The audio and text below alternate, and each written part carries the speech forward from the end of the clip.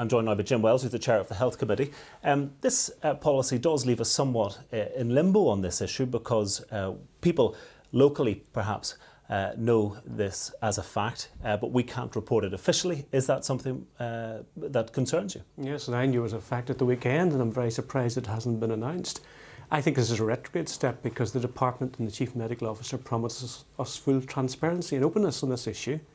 I think we have to protect the rights for privacy of the families, but I think when a death from swine flu occurs, the public should be made aware immediately, for very obvious reasons, so that people can take any necessary steps if they've come in contact with that person. No, I haven't had a chance to speak directly to the Minister or the Chief Medical Officer, although we have a request in to speak to them to tell us why they have this new policy.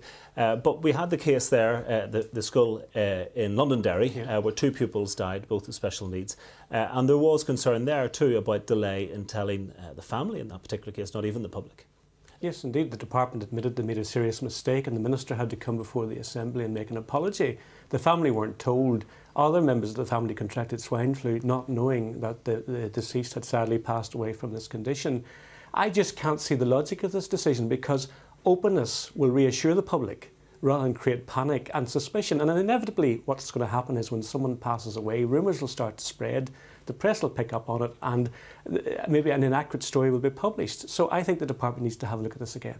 Is it about, trying to take their side for a moment, could it be simply a matter of the fact that obviously more deaths could be expected and are expected from swine flu, and as a matter of ensuring that accurate information is given, perhaps this is the best way they've decided to do it, release it in a weekly bulletin? But they were aware, for instance, of the latest situation, of exactly what happened about 15 hours after it happened. This information could have been released on Saturday or Sunday morning.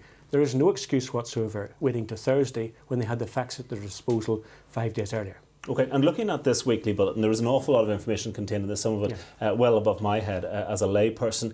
But when you look at the number of swine flu related deaths in Northern Ireland, the last bulletin here, which is week 43, which it says is for the 17th to the 23rd of October, says that there were 8 related deaths in Northern Ireland. Now, when you look then at England, the number there is 97. That seems relatively high for Northern Ireland. Yes, though there has been the problem in Northern Ireland of those with underlying health problems, particularly in the special needs sector, which is very sad that this has happened. The prediction is that Northern Ireland will unfortunately lose about 25 people as a result of swine flu. That's the latest prediction by Liam Donaldson. The entire country will lose 1,000 people. That's tragic, but that is much less than was predicted in July. So at least the trend's moving in the right direction. But sadly, unfortunately, we'll be having the discussion about loss of life because of swine flu for several months to come. How do you think that the whole vaccination programme is going at the moment? Is that beginning, as it were, to bite and maybe take out some of the take out being the wrong word, but make sure that the vulnerable groups aren't actually contracting this in the way they have been thus far? It's moving fast, but there was several glitches. First of all, whilst they did special needs pupils, they refused to do the teachers and then had to come back and do them. And I called for that at the time. That would have saved money. Secondly, I'm aware, for instance, that pharmacists are being vaccinated, but the frontline staff at the counters are not. And that seems a mistake, because obviously if those staff go down with swine flu, that's going to affect the delivery of essential medicines. So there's 1 or 2 glitches, but yes, it's rolling out quite quickly. And by the end of this month, we'll find that most of those frontline and special needs people will be vaccinated, and then the more general public can go forward.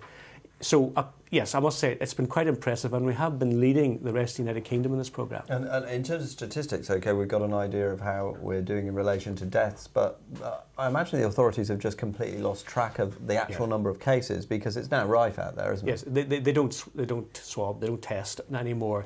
People are getting it in the hundreds, but they're shaking it off after 3 or 4 days. Ordinary folk who have got no underlying health problems generally will shake this off after about a week and get back to work. So we've lost complete trace of this, because there's a mixture of people who've got seasonal flu and swine flu, though I understand about 70% of it is swine flu. It's sort of elbowing out, if that's the right phrase, ordinary seasonal flu. But as the vaccination programme starts to bite, there'll be fewer and fewer develop the condition. And just on that point, we've seen that you mentioned the particular issue with special needs schools. Do you think that the actual response, not just in terms of vaccination, but in terms of what the policy is, in terms of schools remaining open, is correct at the moment? Yes, I think that's absolutely correct, that policy, because children can pick up swine flu at home with their friends, through relatives, etc. There's no need at this point to close schools, except specific schools where there's been a widespread outbreak. And the schools and the teachers are saying to us, no, we don't need to do that. Most of these children will have swine flu and then we'll move on. But we need to keep a very close eye on the situation. I think so far so good. Apart from the glitches which I've identified, I think generally speaking the department are getting this right. Okay, and finally, just what would you say to the Health Minister about this policy on verification? That particular policy needs to be reversed. That policy simply is not on. The committee is meeting on Thursday and we'll want to have a look at it because openness can be immediate. It doesn't have to wait a week. Okay, Jim Wells, many thanks indeed.